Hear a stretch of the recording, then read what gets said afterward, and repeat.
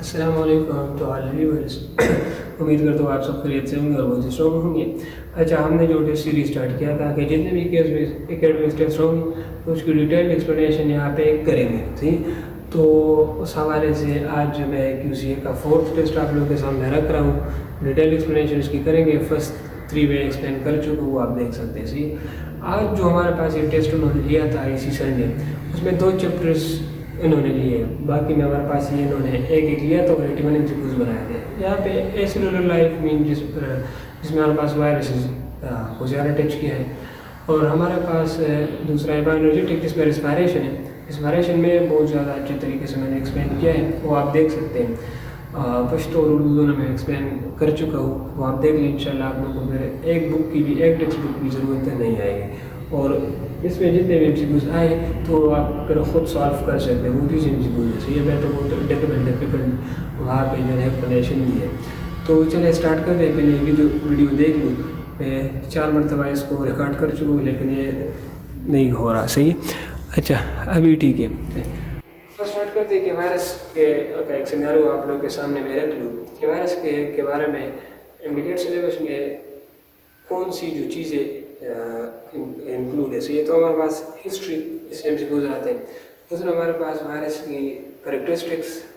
आप लोगों को पता है कि वायरस हमारे पास एसेलुलर मीन विदाउट सेलुलर स्ट्रक्चर इसकी नहीं है, तो इसके इनसाइड द होस्ट ये लिविंग है, आउटसाइड द होस्ट ये नॉन लिविंग है। तो इसके लिविंग और नॉन लिविंग कैरेक्टरिस्टिक ये बहुत ज़्यादा इंपॉर्टेंट है। बाकी ये 3 वायरस और उनके स्ट्रक्चर ये बहुत ज़्यादा इंपॉर्टेंट है। बैक्टीरियोफेज, HIV, इन्फ्लुएंजा, ये 3 हमारे पास इंक्लूड है। बाकी हमारे पास इसकी क्लासिफिकेशन बहुत ज़्यादा इंपॉर्टेंट है। क्लासिफिकेशन हम बहुत जो है ना बेसिस पे करते हैं। एक हमारे पास जो इम्पोर्टेंट है यहाँ पे वो है हमारे पास बाल्टीमोर क्लासिफिकेशन जो जीनोम की बेस पे है। दूसरा हमारे पास जो इम्पोर्टेंट है वो हमारे होस्ट के बुनियाद पर। तो होस्ट की बुनियाद पर तो 3 है। एनिमल वायरसेस है, एनिमल में डिजीज काज करते हैं। प्लांट वायरस है, प्लांट में डिजीज काज करते हैं। ये तो सबको पता है। बैक्टीरिया में जो काज करते हैं बैक्टीरियोफेज है। इस तरह वायरसेस के स्ट्रक्चर पे भी, जनरल स्ट्रक्चर लेना उस पर भी बात करेंगे।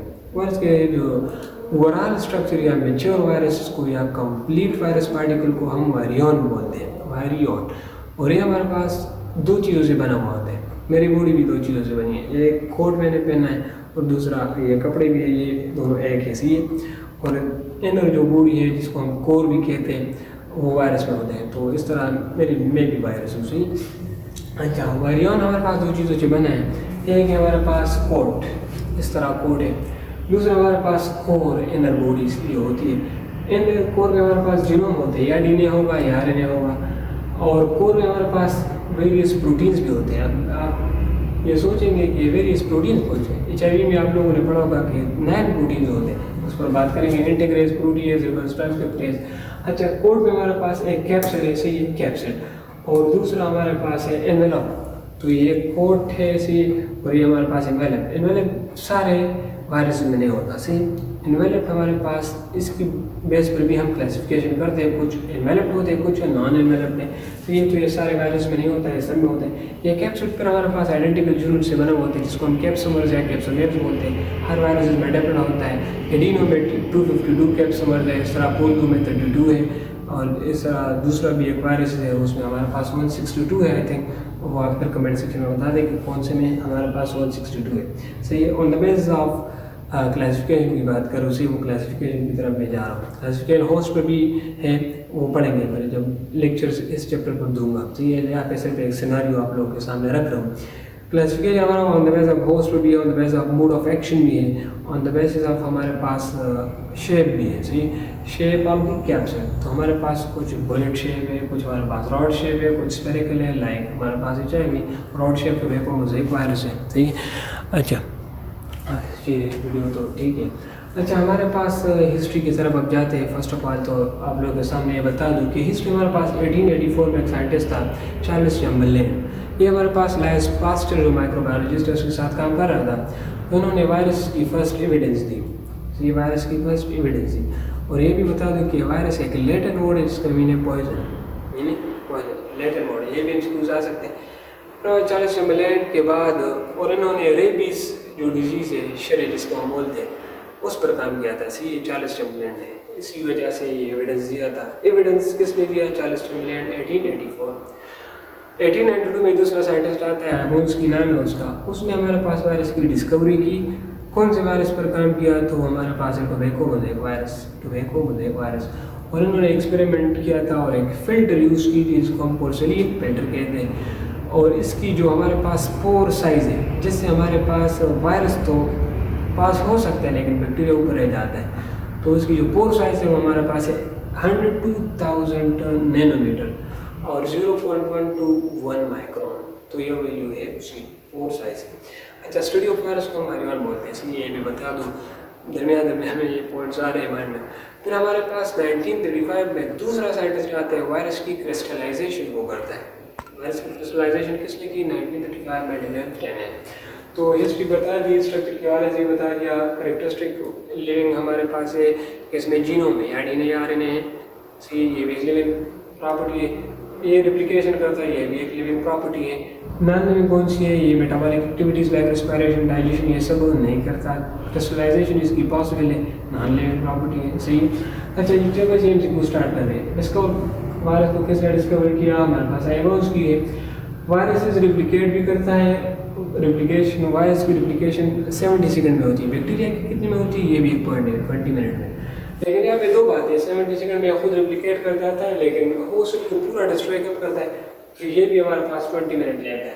फर्स्ट वायरस जिस पर मैंने आप लोगों को बता दिया है कि हमारे पास एमोन्स्की ने 1892 में हमारे पास प्लांट वायरस जो कि टोबैको मोज़ेक वायरस या राउंड शेप है उस पर काम किया था। हमारे पास लिविंग प्रॉपर्टी, सारे लिविंग प्रॉपर्टी है वायरस से एक्सेप्ट है, तो वो नॉन लिविंग होगा ना। तो नॉन लिविंग यहाँ पे कौन सा? ये भी लिविंग है, ये भी लिविंग है, ये भी लिविंग है, सही। ये मेटाबॉलिक एक्टिविटीज़ ये नॉन लिविंग है, मीन या रेस्पिरेशन, डाइजेशन ये सब नहीं करता। सारे यहाँ पे नॉन लिविंग प्रॉपर्टी गिवन है, लेकिन एक हमारे पास लिविंग है। तो वो लिविंग कौन सा है? कि हमारे पास लिविंग प्रॉपर्टी एक ये भी कि वायरसेस की डिफरेंट वेराइटीज या स्ट्रेन्स मौजूद है, ये भी लिविंग प्रॉपर्टी यहाँ पे गिवन है। ये बाकी हमारे पास नॉन लिविंग है।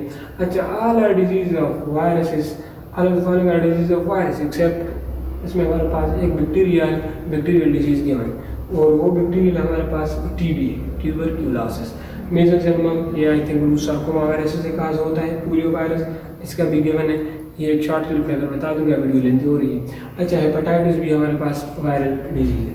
अच्छा, सारे एनिमल वायरसेस है एक्सेप्ट एक मीन प्लांट वायरस गिवन होगा या बैक्टीरियोफेज गिवन होगा।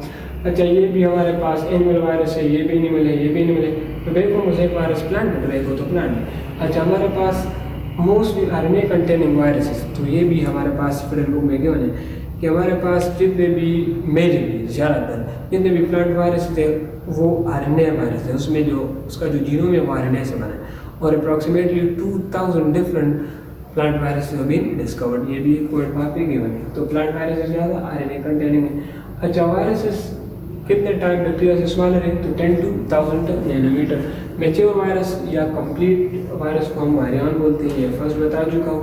All are the type of virus classification based on host except, host या एनिमल हो सकता है या प्लांट या बैक्टीरिया। ये कॉम्प्लेक्स कैप्सिड, तो ये तो कैप्सिड के बेस पर हम क्लासिफिकेशन भी करते हैं। ये कैप्सिड हो गया, शेप हो गया, जीनोम हो गया, होस्ट हो गया, मोड ऑफ एक्शन वो भी है, सही। अच्छा, हमारे पास total number of tail 5% bacteriophage. ये स्ट्रक्चर ऑफ बैक्टीरियोफेज हमारे पास आप लोगों को पता है, हेड, नेक और टेल से बना है। तो ये टेल के नीचे हमारे पास एक एंजाइम भी होता है, लाइसोजाइम, आप लोगों को पता है, सेल मेम्ब्रेन की डिग्रेडेशन को करता है बैक्टीरिया की। और उसमें हमारे पास 1 to 6 या 6 हमारे पास फिडल बुक में तो 6 गिवन है कि 6 टेल हमारे पास फाइबर्स होते हैं। और ये उस बेस के नीचे हमारे पास टेल पिन्स भी होते हैं या टेल्स, वो हमारे पास गिवन है, टेल पिन्स भी है वहाँ पे। टेल फाइबर्स अलग है और टेल पिन्स अलग है। टेल फाइबर हमारे पास 6 है, उसकी वैल्यू गिवन है और वहाँ पे लाइसोजाइम भी होता है। अच्छा, ये तो हमें बैक्टीरियोफेज का हो गया। ये हमारे पास कितनी है टेल फाइबर्स है? 6 और 6। All of the following are the type of virus classification based on shape except, shape के बुनियाद पर वायरस की क्लासिफिकेशन है एक्सेप्ट एक। तो ये भी शेप है, यहाँ पे भी शेप क्यों है, ये भी एक शेप है, इससे भी एमसीक्यू आ सकते हैं। और टीएमबी हमारे पास राउंड शेप है, इन्फ्लुएंजा स्फेरिकल है, बैक्टीरियोफेज टेडपोल शेप है, सही। और ये एनवेलप नॉन एनवेलप एनवेलप के बेस पर करते हैं, सही।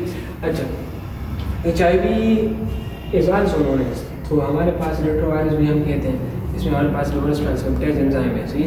रिवर्स ट्रांसक्रिप्टेज एंजाइम एक हमारे पास हेपेटाइटिस बी में है और एक हमारे पास HIV में है, सही है। तो इसको हम रेट्रोवायरस भी कहते हैं। रिवर्स ट्रांसक्रिप्टेज और ट्रांसक्रिप्टेज में फ़र्क है। एक सिंगल स्ट्रैंडेड RNA को डबल स्ट्रैंडेड RNA में कन्वर्ट करता है, जिसको हम रेट्रोवायरस कहते हैं। एक हमारे पास सिंगल स्ट्रैंडेड RNA को डबल स्ट्रैंडेड DNA में कन्वर्ट करता है, जिसको हम रिवर्स ट्रांसक्रिप्टेज कहते हैं। इसमें और हेपेटाइटिस बी में रिवर्स मौजूद है। अच्छा, रेट्रोवायरस भी कहते हैं, लेंटिवायरस भी कहते हैं। और हमारे पास ये ह्यूमन लेंटिवायरस है, ह्यूमन टी सेल्स लेंटिवायरस, इसको ये भी कहते हैं। तो अलग भी इसको कहते हैं। ये वीडियो दोबारा देख लो, ये अक्सर। अच्छा ठीक है, अलग भी इसको कहते हैं। टोटल नंबर ऑफ स्पाइक्स, तो HIV के स्ट्रक्चर में आप लोगों को मिल आते हैं स्ट्रक्चर। ये हमारे पास है HIV का स्ट्रक्चर, ये हमारे पास है। अच्छा, इसमें हमारे पास मैट्रिक्स, कुछ वायरस में हमारे पास मैट्रिक्स भी होता है और इसके अपने अपने वैल्यू है कि हमारे पास कौन से प्रोटीन या कौन से ग्लाइकोप्रोटीन से बने। कुछ में हमारे पास स्पाइक्स भी होते हैं, सही। इस तरह ये स्पाइक्स है। तो ये स्पाइक में एक हमारे पास ये हेड और एक हमारे पास ये टेल है। ये हेड हमारे पास एक अलग GP से बना है, ये हमारे पास अलग GP से, ये मैट्रिक्स अलग GP से बना है, सही। ये हमारे पास वायरस का कोड है और यहाँ पे ये हमारे पास कैप्सूल है, सही। ये हमारे पास वायरस का कैप्सूल है, HIV का कैप्सूल है। इसमें हमारे पास इस तरह सिंगल स्ट्रैंडेड RNA है। HIV हमारे पास कौन सा है? Single stranded RNA। Influenza segmented RNA है, ये सेगमेंटेड RNA। और फेडरल बुक में तो गिवन है कि हमारे पास DNA वायरस है। तो ये हमारे पास कैप्सूल है, ये हमारे पास जीनोम है। इसमें इनसाइड वेरियस प्रोटीन्स भी होते हैं। ये HIV में हमारे पास प्रोटीन इंटीग्रेज हो गया, प्रोटीएज, रिवर्स ट्रांसक्रिप्टेज प्रोटीन, ये होना चाहिए। तो 9 इस तरह वेरियस प्रोटीन्स भी होते हैं। अच्छा, ये स्पाइक्स हमारे पास कितने होते हैं? तो ये कि PK में गिवन है कि ये कितने हैं? 72। मैट्रिक्स हमारे पास आई थिंक P14 से बना है, या आएगा सॉरी P17 से। और ये हमारे पास ये हेड इसका GP 120 से बना है, यहाँ पे गिवन है, सही। और ये नीचे ये वाला ऐसा ये टेल, ये GP 41 से बना। मैट्रिक्स हमारे पास किससे बने? तो ये आप लोगों को मैं यहाँ पे दिखा रहा हूँ। सो ये हमारे पास P17 से बना। ये मैट्रिक्स किससे बना? ये हमारे पास प्रोटीन 17 से बना। अच्छा, कोर ऑफ HIV ये कौन से प्रोटीन से बने? तो ये 24 से, ये P24। Head of HIV spike तो हमारे पास GP120 और हमारे पास tail of HIV spike GP41 बस बता चुका हूँ। ये इसका स्ट्रक्चर से कुछ मेनली आते रिपीटेड है। हमारे पास लेंथ ऑफ रिवॉल्विंग बॉडी, ये तो फिजिक्स ये कुछ गलत सा है। ये आई थिंक ये के PK में हमारे पास एक बॉक्स है, उसमें ये वैल्यू गिवन है। ये वैल्यू हमारे पास PMDC ये वैल्यूज नहीं लाता, सही। इन्होंने उठाया लेकिन ये MCQs ये ठीक नहीं, ये भी नहीं आता लेकिन इन्होंने उठाया। HIV is in diameter to equalize, तो ये डायमीटर इसकी गिवन है कि हमारे पास HIV is in 1/7 diameter to equalize, ये वैल्यू है। Total number of genes in HIV, तो जीन्स हमारे पास 9 है, मैं बता चुका हूँ। प्रोटीएज, इंटीग्रेज और रिवर्स और transcriptase. Total number of genes in human body तो हमारे पास है 20K to 25K, या कुछ लोग 30K भी बोलते हैं, तो हमारे पास है। ईस्ट में हमारे पास 500 है, वो भी गिवन है बुक में। HIV stand for human immunodeficiency virus, जो हमारे पास एड्स डिजीज़ को काज करते हैं। एड्स भी हमारे पास इंक्लूड है, ये सिलेबस में। एड्स हमारे पास उसके वो सिम्टम्स इंक्लूड है। कितने हमारे पास वो स्टेजेस में होते हैं, सॉरी ये स्टेजेस में होते हैं। एक हमारे पास एसिम्प्टोमेटिक, दूसरा हमारे पास फुल ब्लोन है आई थिंक, और तीसरा हमारे पास भी एक है, वो आप बता देते हैं।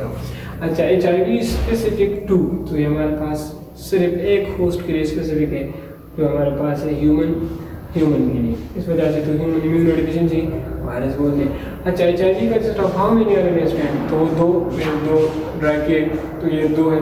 How many jeans of HIV involve in structure, तो वो 3 है। स्ट्रक्चरल जीन्स कितने हैं? ये भी फिल्ड है, ये हमारे पास 3 है, सही। 3 out of 9 are structural genes, ये भी गिवन है। HIV complete its life cycle in 10 stages, तो हमारे पास 6 स्टेजेस में कवर करता है। अच्छा, all of the following are structural gene of HIV except, ये भी गिवन है कि कुछ हमारे पास 3 तो स्ट्रक्चर है ना, बाकी हमारे पास और फंक्शन परफॉर्म करेंगे, उसमें हमारे पास ये NF भी है, सी NF, ये बाकी 3 हमारे पास स्ट्रक्चर है। ये इनमें हो, ये पोली आप लोग याद रखें। All of the following enzyme are present in HIV except, reverse transcriptase भी है, प्रोटीज भी, इंटीग्रेज भी है, मैं बता चुका हूँ। ये फंक्शन फिर लेक्चर में बताऊंगा, वीडियो के लेंगे हो यहाँ पे कुछ डिस्कशन। हेलिकेज एंजाइम इसमें नहीं, ये वीडियो दोबारा देख लो। अच्छा okay, all of the following are the symptoms of AIDS. तो हमारे पास कौन से ये सारे इसमें इंक्लूड है, सिम्टम्स है लेकिन एक नहीं है। सोनल लिम्फ नोड्स हमारे पास में होता है, रेश बॉडी ये भी होता है, वीक इम्यून ये नहीं होता, ये हमारे पास एक सिम्टम इसका नहीं है। ये वैसे होता है, इम्यूनो डिफिशिएंसी है, लेकिन ये वाला हमारे पास इसका एक सिम्टम नहीं है। ये बाकी तीन है, इसका एक सिम्टम है, आप लोगों को नजर आएंगे। ये वीक इम्यून ये आप लोगों को नजर नहीं आएगा। Which type of genetic material does HIV carry? HIV में हमारे पास कौन सा होता है, तो सिंगल स्ट्रैंडेड RNA होता है, जो कि 2 कॉपीज होते हैं। Which enzyme is responsible for converting HIV RNA into DNA? Reverse transcriptase बता चुका हूँ।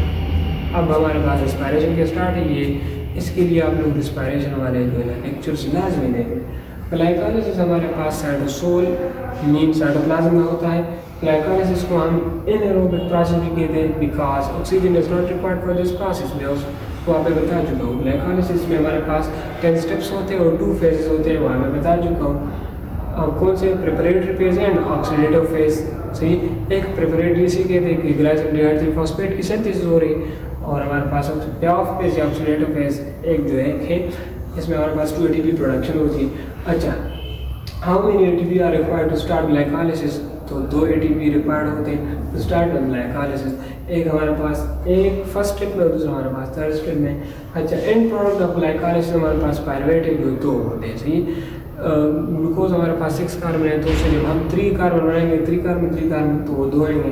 तो हमारे पास अब सॉरी यहाँ पे तो कुछ और भी नहीं, हमारे पास 2 ATP नेट गेन होता है, ये भी वहाँ पे बता चुका हूँ। 2 वाटर मॉलिक्यूल, एक स्ट्रिप हाइड्रेशन वहाँ पे होती है।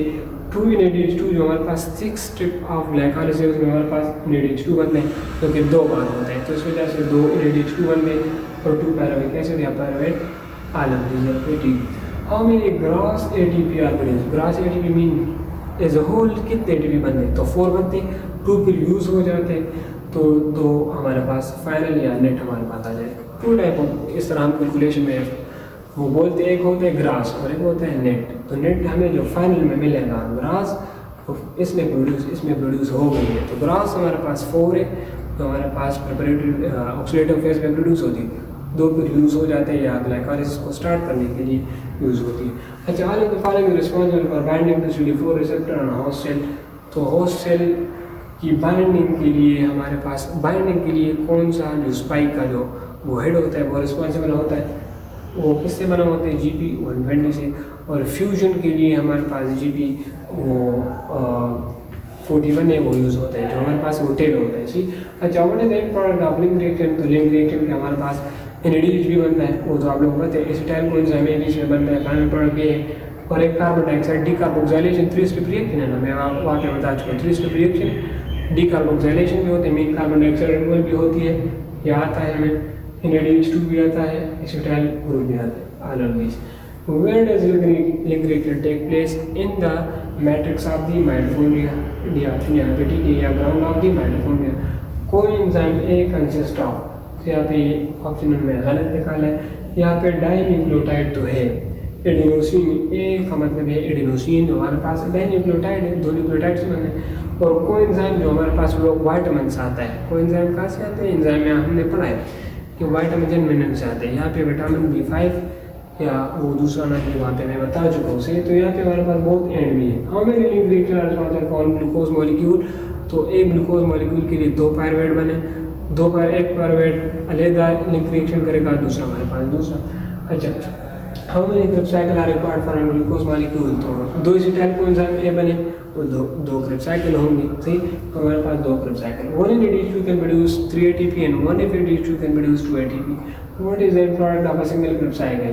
तो 3 NADH2 बनता है 3, 7, 9 में, 4, 5 और 9 स्टेप में, और एक FADH2 बनता है, वो स्टेप बता चुका हूँ, जब हमारे पास सक्सीनेट से फ्यूमरेट बनता है, FADH2 बनता है एक, और एक ATP बनता है, और 2 कार्बन डाइऑक्साइड एक क्रिप साइकिल में हमारे पास रिलीज होते हैं। तो ये सारे इसके फाइनल प्रोडक्ट है, वहाँ पे मैं इसका बता चुका हूँ। सो यहाँ पे अलग दीजिए process of formation of ATP during glycolysis, तो मैं वहाँ पे ये भी बता चुका हूँ ATP प्रोडक्शन ये 2 टाइप्स हैं, एक ऑक्सीडेटिव फास्फोराइलेशन है जिसको हम कीमियोस्मोसिस बोलते हैं, जो हमारे पास इलेक्ट्रॉन ट्रांसपोर्ट चेंज होता है। दूसरा हमारे पास सबस्ट्रेट लेवल फास्फोराइलेशन है जो ग्लाइकोसाइकिल और ग्लाइकोलाइसिस में होता है।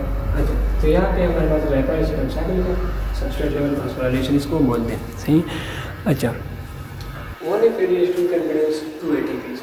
अच्छा, and product of one glucose molecule through aerobic respiration, तो जब हमारे पास एक ग्लूकोज मॉलिक्यूल एरोबिक रेस्पिरेशन कर ले तो फाइनल प्रोडक्ट क्या आएगा, ठीक है। इलेक्ट्रॉन ट्रांसपोर्ट चेन से आपके पास नहीं हुआ, ठीक है।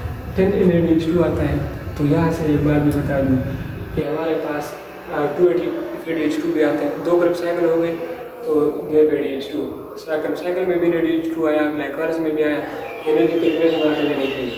तो 12 ये हो गए, 6 कार्बन डाइऑक्साइड, 2 ग्रुप साइकिल में 6 कार्बन डाइऑक्साइड ये 6 कैसे, तो हमारे पास लिंक रिएक्शन में भी कार्बन डाइऑक्साइड प्रोड्यूस हुआ था, तो वहाँ से भी ये कैलकुलेशन की 4 ATP हमारे पास वहाँ से आया है।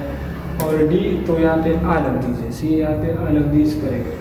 अच्छा, यहाँ से ये बात बता दूँ कि हमारे पास 12 इलेक्ट्रॉन ट्रांसपोर्ट चेन एक ग्लूकोज मॉलिक्यूल के लिए होते हैं। मीन 10NADH2 हम डालेंगे और 2FADH2 डालेंगे तो कितने इलेक्ट्रॉन ट्रांसपोर्ट चेन होंगे, 12, सही। अच्छा, and product of alcoholic fermentation, जो एनारोबिक रेस्पिरेशन की बात हो रही, अल्कोहल बनेगा और कार्बन डाइऑक्साइड उसके साथ बनेगा। तो यहाँ पे हमारे पास कार्बन डाइऑक्साइड रिमूव होता है, 2 ATP बनते हैं, हमारे पास एनारोबिक रेस्पिरेशन में सिर्फ 2 ATP बनते हैं, सही नहीं। वो हमारे पास ग्लाइकोलाइसिस की वजह है, ग्लाइकोलाइसिस में हमारे पास 2 ATP बनती है, 2H2O और इथाइल अल्कोहल। ये भी कहा जाता है, ये मर्दान को जो इसमें आते हैं कि हमारे पास कौन सा अल्कोहल बनेगा, इथाइल या प्रोपाइल, तो इथाइल अल्कोहल। ये भी जो आप लोग याद रखें। And product of lactic acid fermentation, तो हमारे पास लैक्टेट बनेगा, 2 ATP बनेगा, यही प्रोडक्ट, लेकिन कार्बन डाइऑक्साइड नहीं आएगा, सही। और हमारे पास H2O भी आएगा, ATP भी आएगा और लैक्टिक एसिड, कार्बन डाइऑक्साइड नहीं आएगा। अच्छा, तो यहाँ पे बहुत A एंड B, NADH2 नहीं होता। Mitochondrial product of one glucose molecule during aerobic respiration, तो हमारे पास माइटोकॉन्ड्रियल प्रोडक्ट में हमारे पास ग्लाइकोलाइसिस के अलावा जितने भी प्रोडक्ट्स आते हैं एनर्जी कैलकुलेशन, तो हमारे पास mitochondrial product of the respiration उसको हम बोलते हैं। तो इसमें हमारे पास 18NADH2 बनता है, उसकी कैलकुलेशन हम वहाँ पे कर चुके हैं। यहाँ पे इसीलिए करेंगे, वीडियो लेंथी हो रही, एक शॉर्ट क्लिप में भी फिर मैं बता दूँगा। अच्छा, 2FADH2 बनते हैं और 6 कार्बन डाइऑक्साइड बनते हैं, 2 ATP भी बनती है, तो यहाँ पे all of this. 10% of glucose energy stored in ATP, तो हमारे पास 40% of the glucose energy stored in ATP, ये भी एक वैल्यू। End product of electron transport chain, electron transport chain के प्रोडक्ट हमारे पास है वाटर एंड प्रोडक्ट है, और हमारे पास final electron acceptor oxygen, molecular oxygen है, ये 2 बात है, फाइनल इलेक्ट्रॉन एक्सेप्टर और ऑक्सीजन, लेकिन molecular oxygen. ATP electron transport chain is synthesized by mechanism of, तो ऑक्सीडेटिव फास्फोराइलेशन या कीमियोस्मोसिस, वहाँ पे डिटेल एक्सप्लेनेशन इसकी दी है। How many DCR required for glucose molecule, खाली ऊपर बता चुका हूँ। Single NADH2 can produced how many ATP, तो सिंगल NADH2 हमारे पास 3 ATP बनाता है, यहाँ पे एक NADH2 हमारे पास 3 ATP नहीं बनाता है, यहाँ 2 तो FADH2 बनाता है, सी। यहाँ पे आई थिंक FADH2 होगा, सी एमसीक्यू में, तो एक्सप्रेशन हो गई है, तो यहाँ पे F की जगह इन में डाला है। ATP can be transported from mitochondria to cytoplasm through, तो ATP हमारे पास माइटोकॉन्ड्रिया से साइटोप्लाज्म की तरफ किसकी थ्रू है, तो उसके लिए हमारे पास एक चैनल प्रोटीन है और उनको हम ATP चैनल प्रोटीन बोलते हैं। और इस तरह हम पायरुवेट जब हमारे पास माइटोकॉन्ड्रिया में जाता है लिंक रिएक्शन के लिए या क्रम साइकिल के लिए, तो हमारे पास एक प्रोटीन या एक हमारे पास चैनल प्रोटीन की वजह से जाता है, जिसको हम पायरुवेट ट्रांसलोकेज बोलते हैं, वो आपने बता चुका हूँ। Proton gradient is form in, तो हमारे पास एंडर मेम्ब्रेन स्पेस में बनता है, ये मोस्ट रिपीटेड इंसिक्यूज है। All of the following enzymes are involved to carry proton into the outer membrane space except, तो हमारे पास इलेक्ट्रॉन ट्रांसपोर्ट चेन तो प्रोटीन कम्प्लेक्स है ना, तो ये 4 प्रोटीन कम्प्लेक्स है, ये सारे जो है ना इलेक्ट्रॉन की शिफ्टिंग करता है toward the inter membrane space from the matrix. सिर्फ एक नहीं करता, सिर्फ एक इस तरह करता है कि इंटर मेम्ब्रेन स्पेस से टुवर्ड द मैट्रिक्स करता है। तो हमारे पास ये तीनों तो करते हैं, ATP सिंथेटाइज इसके अपोजिट काम करता है। Proton entered into the matrix of the mitochondria through, ये बता दिया फर्स्ट ये 63 MCQs में। Outer envelope of HIV virion is derived from, तो हमारे पास एनवेलोप आता कहाँ से, ये यूज है जनरली, वो हमारे पास होस्ट प्लाज्मा मेम्ब्रेन से आता है। Electron transport can take place on the inner membrane of the mitochondria which is also known as cristae. अच्छा, which other of the following cell organ is considered to be the powerhouse of the cell mitochondria because ATP production करता है। which of the following organ decrease cell mass। तो ये MCQs आप लोग comment section में बता दें, explanation यहाँ पे नहीं दे रहा। हमारे पास 3 कार्बन कंपाउंड है, यहाँ पे कॉम्प्लेक्स एमसीक्यूज आ रहे हैं। 3 कार्बन कंपाउंड में पायरुवेट है, तो इससे हमारे पास कैन प्रोड्यूस डैश एटीपी। इससे हमारे पास कितने एटीपी एनर्जी बन सकता है, तो हमारे पास 15 एटीपी एनर्जी से बनेगी। इस पर फिर बात कर लेंगे। अच्छा, 2 कार्बन कंपाउंड में एसिटाइल ग्रुप कैन प्रोड्यूस, तो एसिटाइल ग्रुप हमारे पास एक ही प्रोसेस करता है जिसको हम बोलते हैं क्रेब्स साइकिल, और एक क्रेब्स साइकिल में हमारे पास 12 एटीपी एनर्जी बनता है। वो किस तरह, एक एटीपी डायरेक्टली बनता है, वो 1 हो गए, 3 NADH2 बने, 3 × 3 9, तो 10 हो गए।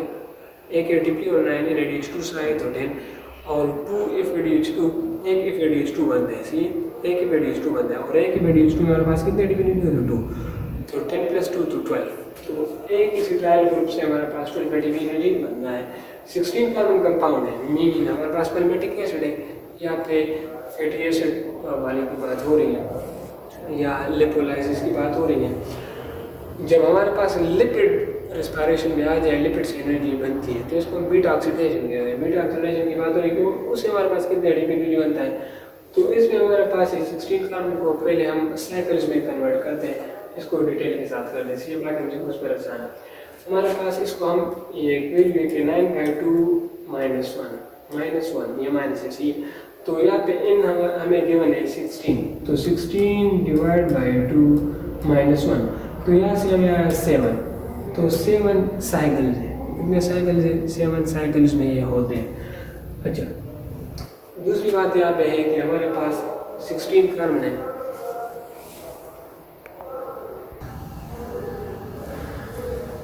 अच्छा, तो यहाँ पे मैं एक कैलकुलेशन की बात कर रहा था कि हमारे पास 7 साइकिल्स होंगे, तो 7 साइकिल्स यहाँ पे हमारे पास बात हो रही है बीटा ऑक्सीडेशन की। तो बीटा ऑक्सीडेशन से जब भी हमारे पास लिपिड आएगा तो क्रेब्स साइकिल की तरफ डायरेक्टली आएगा।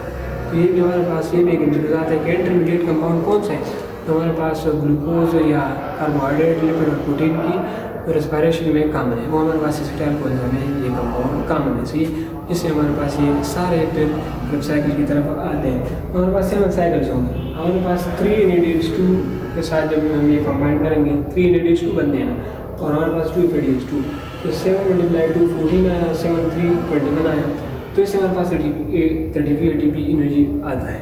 तो ये एक साइड पे हम कर लेंगे, 35 तो बन गए।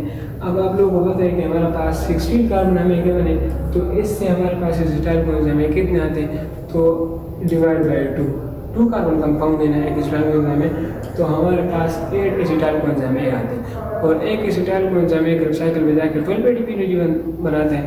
तो हमारे पास 8 × 12, तो इससे 96 आते हैं, 96 + 35, तो इससे हमारे पास 131 एटीपी एनर्जी बनती है, जो हमारे पास 2 एटीपी फिर इसको एक्टिवेट करने के लिए दोबारा हम यूज़ करते हैं, तो -2, तो इससे 129 एटीपी एनर्जी बन गई है। मीन तो इसका ए ऑप्शन ठीक है, इसलिए यहाँ पे ए ऑप्शन ठीक है। अच्छा, ये दोनों एमसीक्यूज इसके साथ रिलेटेड है, तो ये दोनों हमारे पास 129 एटीपी है। Which of the following compound generate more energy, तो लिपिड मोर एनर्जी बनाता है, लिपिड बीटा ऑक्सीडेशन से मोर एटीपी एनर्जी बनती है।